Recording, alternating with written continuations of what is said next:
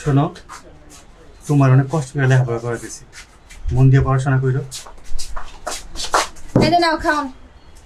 ভাবি, ভাত 1 প্লেট দিলা, ওর প্লেট ওর প্লেটে কি দরদ দরদ লাগে, এত দরদ না দেখে আজকে দেখাও ওর প্লেট।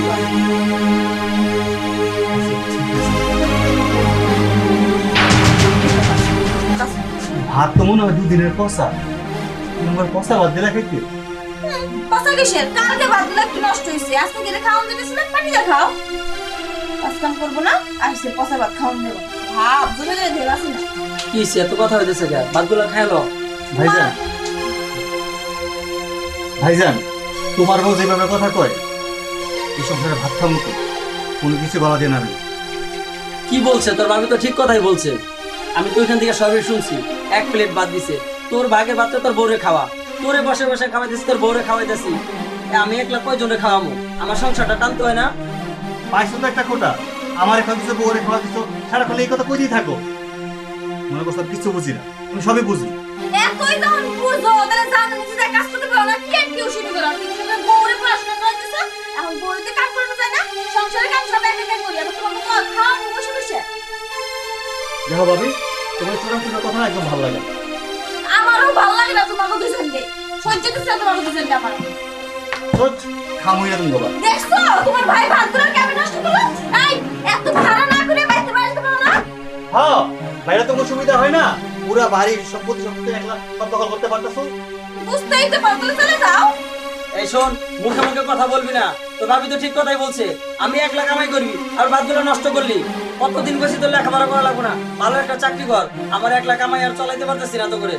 না চালাতে পারতেছো না, তুমি কয়দিন কাম করছো আমি জানি না, মনে করছো বাজার যখন ছিল তখন সবারই বাজারে চালাইছো, তাই না? তখন কেমন চালাইতে পারতেছো না? অত তুমি বড় কথা শোনো, তোমার আলাদা টাকা জোগাড় করে রাখবো, এটা তুমি বড় কথা শুনতে পারছো। অনেক কথা শিখা গেছিস, আগে তো এত কথা কইতি না। আমি কোনোদিন তোর থেকে ব্যাংক ব্যালেন্স করছি? আর তুই জানিস না বাজার সদের কত দাম? আমার এই টাকা যা পাই 4 জনে আমি চালাইতে পারি না। বাবাই থাকতে তো বাবাই আলাদা করে চালাইতো, বাবাই অনেক বুদ্ধি ছিল। আমি কিভাবে চালাইতে পারতেছি এখন? তোমার যে বউ কেমনে চালাইবা, বউর কথাই শোনো, আমার কথা শুনুন লাগবে না। এই চলো তো। ভাব দেখলে বাসি না, এরকম ভাব না করে নিজে কাজ করলে দিতে পারো।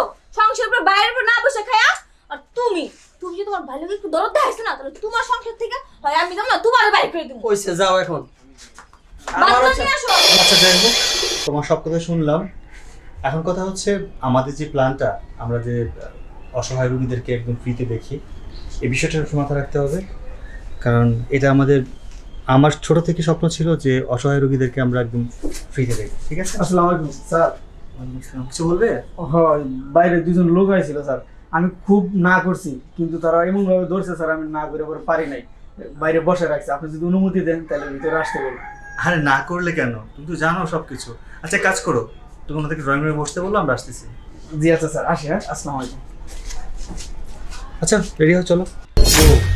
তুমি যেখানে আমার নিয়ে আসলা, স্যারেরা কি আমার চিকিৎসা করবো? টাকা পয়সা ছাড়া? চিন্তা করো না, একটা একটা ব্যবস্থা হয়ে যাই। আমি শুনছি ওনাকে নামে ওনারা কি গরিব দুঃখীর অনেক চিকিৎসা করে। প্লিজ দেখো, তুমি একটু চিন্তা করো না। ঠিক আছে, দেখি আল্লাহ কি করে। আসো। সূর্য ফুল, তোমরা এখানে? ভাইজান তুমি? তোমার ভাইজানে অনেক অসুস্থ, কিন্তু চিকিৎসা করার মতো টাকা পয়সা আমার কাছে। তোমরা তোমরা এখানে আচ্ছা বসো, কথা বলতেছি। বসো। আচ্ছা তোমাদের কি মনে আছে যে একদিন আমারে খাবার দাও নাই তোমরা? 3 দিনের পুরনো বাসি পান্তা ভাত দিছিল। সেদিন থেকে প্রতিজ্ঞা করছিলাম মানুষ যেন কখনো খাওয়ার কষ্ট না পায়। তখন থেকে আমি নিজেই কোনো রোগী যদি আসে আমাদের কাছে, অসহায় গরিব, আমি ফ্রি চিকিৎসা করি, আমার এখানে থাকা খাওয়ার ব্যবস্থা করি। দেখো ভাই, মানুষের চিরকাল সমান যায় না। একটা সময় খুব কষ্ট করছি, বাপ মরে গেছিল গা, তুমি আমাকে বড় ভাই, তোমার উপর নির্ভরশীল ছিলাম আমি। তুমি ভাবির কথা শুনা একটা সময়ের বাড়ি থেকে বের করে দিচ্ছিল। আজকে কিন্তু আমি ঠিকই প্রতিষ্ঠিত হয়েছিল।